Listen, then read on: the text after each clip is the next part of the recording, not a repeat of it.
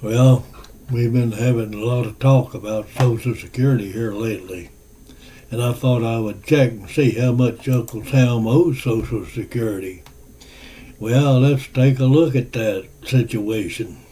So I rustled up some figures from those fellows who keep an eye on it, and as of last December, the whole shebang was looking at 58.9 trillion. Now that's $1 trillion in debt. That's what the Congress owes Social Security. Yeah, you heard it right. Now let me break it down for you. Old Age Survivors Insurance, OSI Trust Fund, is the main pot that keeps our retired pals fed and watered, and looking at a whopping $45.2 trillion, just shy of half a trillion. Now that's saying that we promised to build every old cowboy a new ranch, and we ain't got enough money to start digging the wells. Yeah, and the Disability Insurance Trust Fund, this one is disabled folks from the kin. They pulled out 13.7 trillion, and that's a heap a lot of dough. These numbers, like the weather, they could change depending on all sorts of things. But one thing is for certain: we've promised a mighty big future for an awful lot of people. We must hope our economy clouds don't roll over faster than we can say howdy. So there you have it, Social Security situation in a nutshell. Or so, should I say, a barn full of nuts. Well, I reckon it's time to take a gander at that particular pension plan in Galveston, Texas. They cooked up and backed out in 1981 when they said it's so long to Social Security and started their own deal.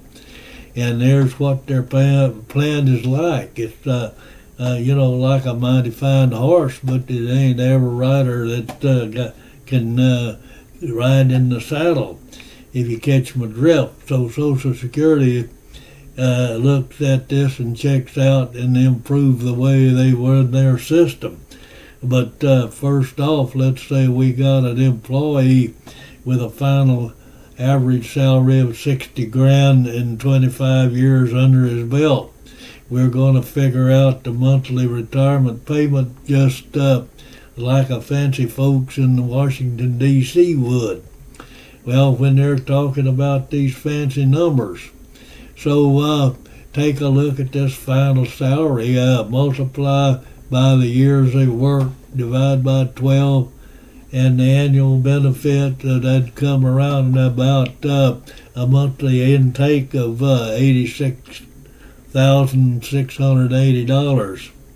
Now that's compared to just around $2,000 a month on Social Security, mind you.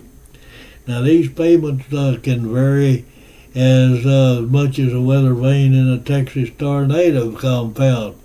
But, we're just looking at the difference between $8,000 and $2,000.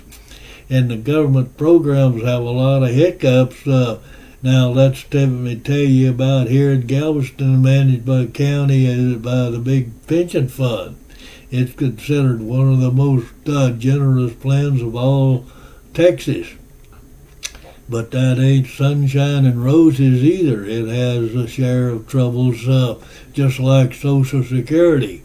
That when the gain in investments return, benefits go up like a balloon on the 4th of July.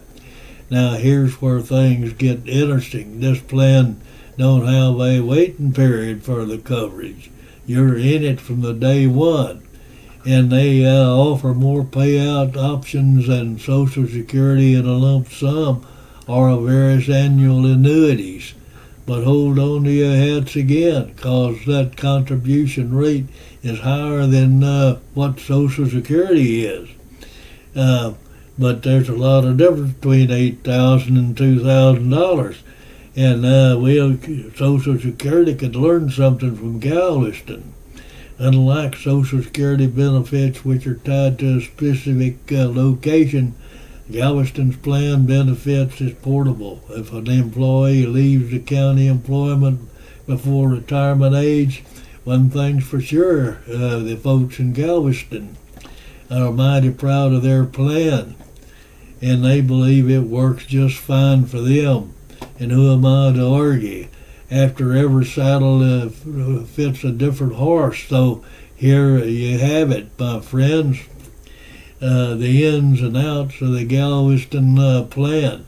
Now, pass these victuals and let's talk about something else next time. Oh, and that's my 2 cents. And if you like what you're seeing, be sure to give me a thumbs up. If it resonates, subscribe for more. Pass it along if it speaks to you. And until the next time, take care, stay strong, and remember, respect begins with you.